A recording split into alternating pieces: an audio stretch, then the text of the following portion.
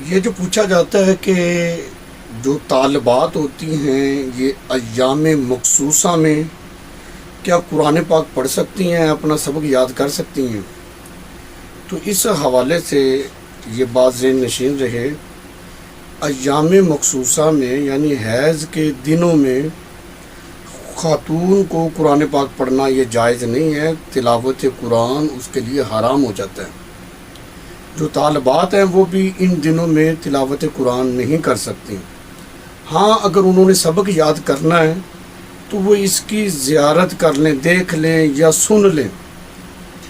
پڑھنے کا تعلق ہوتا ہے زبان کے ساتھ، یعنی زبان کے ساتھ اس کا تلفظ کرنا ایام مخصوصہ میں حرام ہے۔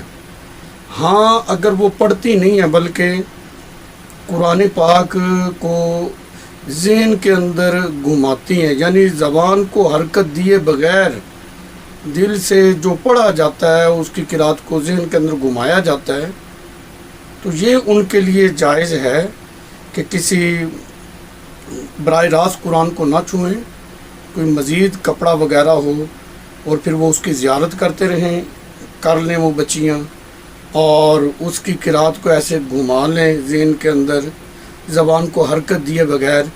یہ ایک ہیلہ ہے سبق یاد کرنے کا ان کے لیے۔ بقیہ جو سکول کی جو بچیاں ہیں وہاں پر جو قرآن کی تعلیم دی جاتی ہے، تو کہا جاتا ہے کہ وہ بچیاں تو بالکل اس چیز کی تمیز نہیں کرتی، اور ان کو جو ہے وہ قرآن پاک کی تعلیم ایام مخصوصہ میں بھی دی جاتی ہے، وہ قرآن پاک کو چھو بھی لیتی ہیں، پڑھ بھی لیتی ہیں۔ تو ان چیزوں سے ان کو رکنا چاہیے، کیونکہ ان دنوں میں قرآن کی تلاوت کرنا حرام ہے، ایسا یہ جائز نہیں ہے، اس سے پرہیز کریں۔